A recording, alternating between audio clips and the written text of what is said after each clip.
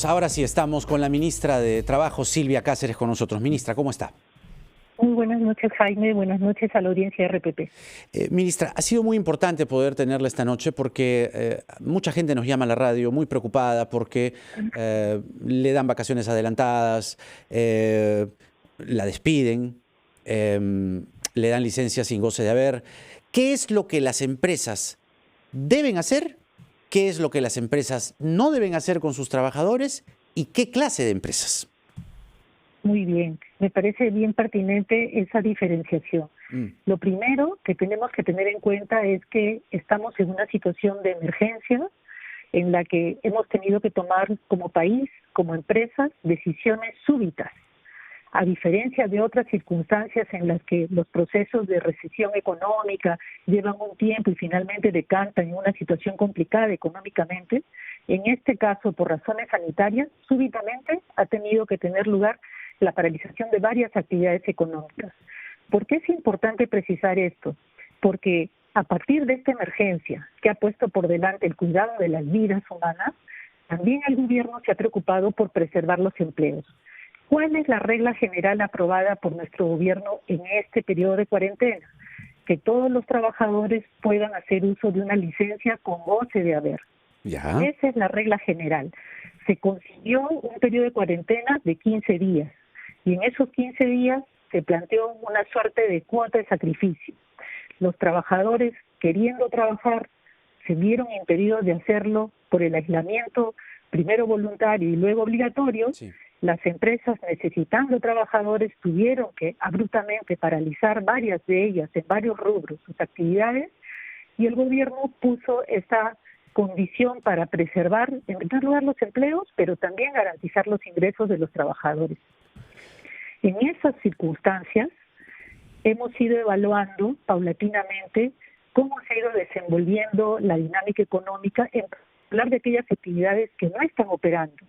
Estamos hablando del sector, como tú bien anotabas en la parte introductoria, los restaurantes, Sí. todo lo que representa comercio, aglomeración de personas, actividades culturales, los cines, en fin.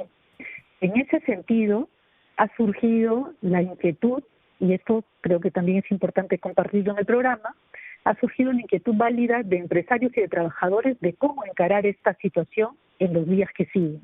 El día de hoy tuvo lugar una sesión del Consejo Nacional de Trabajo, en la que los gremios empresariales señalaron que en muchas actividades y en muchos rubros les resultaba insostenible la licencia con goce de haber. Ya. ¿Cuál fue el planteamiento de los trabajadores?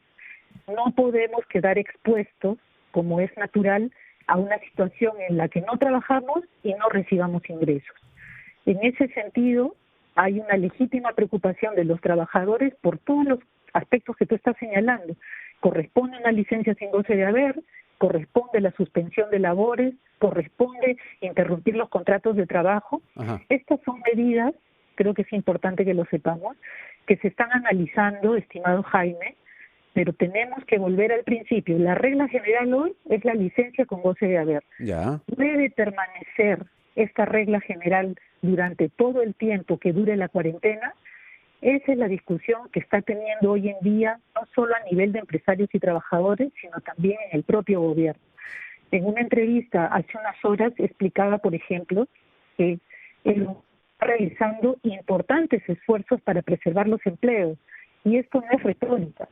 Cuando señalamos y aprobamos que se va a subsidiar el 35% de la planilla para todas las empresas cuyos trabajadores ganen 1.500 soles, es una medida que inyecta liquidez a las empresas para que puedan solventar el pago de las remuneraciones de los trabajadores. ¿Cuántas empresas tenemos la expectativa de que se acojan? El 100% de las que tienen trabajadores que ganan hasta 1.500. ¿Cuántas se han registrado en SUNAT hasta la fecha? 165.000. Evidentemente, la expectativa es que las empresas que se acojan a este beneficio mantengan los empleos. Ahora, y eso ministra, va a ir quedando más claro en la sí, medida en que vayamos viendo en los registros de contratos de trabajo cuáles son las empresas que, acogiéndose a estos beneficios, van manteniendo los empleos. Ahora, ministra, hay un plan que se ha lanzado hoy desde el gobierno con nombre Reactiva Perú, que pretende dar créditos a plazos de hasta 3 años a tasas con bajo interés y se ha mencionado a las empresas para que no dejen de cumplir con sus obligaciones, con sus trabajadores, con sus proveedores. Pero hay sectores muy golpeados, como el sector turismo, los restaurantes y otros. Se está pensando dirigir a las empresas. Esto está combinado con economía. Han tenido una reunión ustedes hoy con el Premier, la ministra Alba, usted y el Premier. ¿Cómo se está focalizando, dirigiendo la atención de este programa Reactiva Perú con las empresas y el criterio que se va a tener con los rubros que están más afectados? ¿Eso lo tienen ustedes mapeado? Sí, por supuesto, Jaime, y haces bien referencia al Plan Reactiva Perú, porque es la operación más importante y de la más grande envergadura que nuestro país haya adoptado en toda su historia. Estamos hablando de 30.000 millones de soles que tienen por efecto ayudar a las empresas a que no se rompa la cadena de pagos.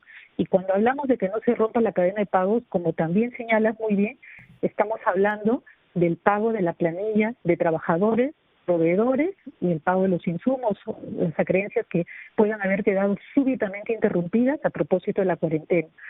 Vamos a estar monitorizando cuál es el comportamiento de las empresas con relación a estos apoyos. El gobierno, a través del Banco Central de Reserva, va a permitir respaldar en líneas de crédito. Es evidente que si hay un esfuerzo fiscal de esta naturaleza, tiene que corresponderle este esfuerzo una actitud responsable y comprometida de las empresas para hacer viable su actividad empresarial. Hay efectivamente actividades que quedarán mucho más golpeadas. Nuestro presidente hoy día lo decía. Estamos hablando de una línea de prioridad para atender a los más vulnerables. Hemos empezado por la población en pobreza y pobreza extrema. Ya. Me ha tocado a mí, y ahora quiero también resaltar eso, poder identificar a casi 800.000 familias que tienen trabajadores independientes para recibir el bono de 380 soles correspondiente a los primeros 15 días de la cuarentena. ¿Eso ya salió? Ese padrón se aprobó el día de ayer. Ya. El día martes, los beneficiarios van a tener la noticia del lugar y de la fecha en la que se le va a corresponder hacer cobro de este bono. Ya. Estamos, por ejemplo, puedo adelantar en tu programa que vamos a apelar al Banco de la Nación, no solo para que puedan atender en ventanillas a los beneficiarios de este bono, sino también podamos recibir a los agentes. El Banco de la Nación tiene alrededor de 100.000 agentes a nivel nacional, con lo cual vamos a dispersar la concentración de personas, vamos a evitar la aglomeración a efectos de que este pago, este desembolso pueda ser de la manera más rápida y más eficaz posible. Todas estas medidas añadidas a los fondos para las microempresas, como el Fondo Crecer, el Fondo de 300 millones, tienen ese objetivo, atender a la población más vulnerable, a las actividades económicas que se han visto afectadas de una manera mucho más clara. Y este último esfuerzo, el Plan Reactiva Perú, es el de mayor envergadura que como gobierno estamos asumiendo para apoyar a las empresas y preservar los empleos, que es Ministra, una línea de acción prioritaria. Permítame, por favor, que hablemos del bono. Usted ha tocado el tema del bono para independientes, que son 800.000 familias. Nos está anunciando usted esta noche que el martes va a comenzar a entregarse a través del Banco de la Nación, que no solamente se considera agencias, sino también agentes del Banco de la Nación. Aquí, ¿cuál ha sido el criterio? Porque mucha gente nos escribe, nos llama y nos pregunta: yo soy independiente, soy albañil, soy carpintero, me he quedado en la calle. El mapeo que tienen ustedes, en primer lugar, ¿cómo garantiza que llegue realmente a los independientes que se han visto perjudicados y se han quedado con las manos vacías? Como podrás entender, estimado Jaime, esta es una también operación inédita en nuestro país. La primera fuente de información oficial a la que hemos recurrido es al Padrón General de Hogares. Este Padrón General de Hogares lo administra el Ministerio de Desarrollo e Inclusión Social y se conforma sobre la base de información que remiten las municipalidades en torno a los hogares de su circunscripción. En ese padrón general de hogares se registran las familias en extrema pobreza, en pobreza y toda otra familia que no tiene esa condición. Sobre la información del padrón general de hogares, se ha aplicado 3 criterios. El primero de ellos es que ese trabajador independiente que pertenece a ese hogar vulnerable no reciba mensualmente un promedio superior a 1.200 soles. Esa es la primera valla o el primer filtro. A ver, detengámonos ahí. 1.200 soles, ¿qué es lo que comúnmente ganaría? Claro, ya. A partir del promedio de sus ingresos. Hasta 1.200 soles. Ya, perfecto. Primer criterio. El segundo criterio es que no se encuentre trabajando ni para el Estado ni para una empresa particular o privada. Y el tercer criterio es que no sea beneficiario de alguno de los programas que el Ministerio de Desarrollo e Inclusión Social registra y otorga, como por ejemplo Juntos, Pensión 65 o el programa Contigo. Y evidentemente que no haya recibido el bono Quédate en Casa, claro, que es el que recientemente se ha aprobado, porque estamos enfocándonos en esos hogares que, no siendo pobres, están muy cerca de serlo en razón de la supresión de sus actividades económicas. Ahora, ministra, permítanos un momento que el público pueda también absolver las dudas que tiene, que son muchas, en realidad. Nos está llamando Lucimar de Los Olivos. Lucimar, tu pregunta, por favor, para la ministra de Trabajo. Buenas noches, señora ministra. La empresa donde yo laboro no canceló, no nos pagó la última quincena del mes de marzo. Llamé a Sunafil, ellos me remiten que tengo que hacer la denuncia por la página, por la denuncia virtual. Ingreso los datos al Sunafil, a la página de Sunafil, y solamente permite registrar DNI. Yo cuento con carnet de extranjería, no permite otro documento, por lo tanto no puedo hacer la denuncia virtual. No tengo el número del dueño de la empresa, él nunca nos ha dado el número para podernos comunicar. La única razón que se nos hace llegar por otros medios es que él va a pagar cuando levanten el aislamiento, cuando termine la cuarentena. El aislamiento es donde él nos va a cancelar, sin importarle si comemos, si no comemos, o cómo se hace en ese caso. Porque no podemos hacer la denuncia virtual, ya que solo el sistema permite DNI, no permite otro documento. Muy bien, Lucimar, muchas gracias por esa consulta. La ministra te responde y claro, hay también ahí un asunto referido a los ciudadanos venezolanos, ¿no? Por la llamada de Lucimar. Pero la respuesta, ministra. Sí. Gracias, Lucimar, por la información que nos va a permitir coordinar con Sunafil, abrir la posibilidad del registro con el carnet de extranjería. Pero yendo al fondo del asunto, si tú puedes, por el interno, hacernos llegar la información del domicilio de la empresa y del nombre del representante legal, ya con esa información Sunafil puede disponer una visita inspectiva para la constatación correspondiente y abrir evidentemente la verificación y la sanción, porque lo que no puede pasar, habiendo dispuesto al gobierno que en este periodo lo que corresponde es una licencia, no se debe ver que las empresas no cumplan con esa obligación. Ahora, hablando de los venezolanos, ministra, ¿cómo hacen aquellos venezolanos que teniendo solo el PTP y trabajan, puedan acceder a un seguro de salud, entendiendo la situación de pandemia? Lo primero, la regla general es que cualquier ciudadano que tiene la necesidad por una urgencia de atención médica es atendido por cualquiera de los establecimientos del Perú. Si se requiere una atención en razón de estar prestando un trabajo en una empresa, se considera asegurado regular, por el cual el empleador tiene que hacer los aportes a la seguridad social y tiene el acceso a cualquier establecimiento de salud. En defecto de ello, también, dependiendo de su condición socioeconómica, puede optar por el CIS a través del CIS subsidiado o el del copago. Lo que no está, digamos, y menos en el año de la universalización de la salud, es limitar el acceso a los servicios de salud en razón de problemas de carácter administrativo, burocrático. Eso lo descarto de plano. Pero solo con el PTP pueden acceder a un servicio de salud. tratándose de la emergencia. Si son trabajadores, si tienen PTP y son trabajadores, son asegurados regulares. Si son asegurados regulares, el salud los puede atender sin problema. Perfecto. José desde Ica tiene una consulta, ministra. José, adelante. Buenas noches, señor ministro. Adelante.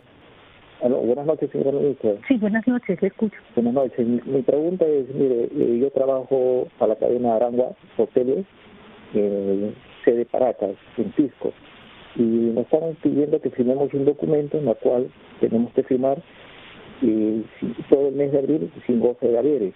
Y a mis compañeros, otros que también se le termina su contrato en el mes de abril, se están obligando a hacer lo mismo. Gracias, José. Su respuesta, ministra, por favor.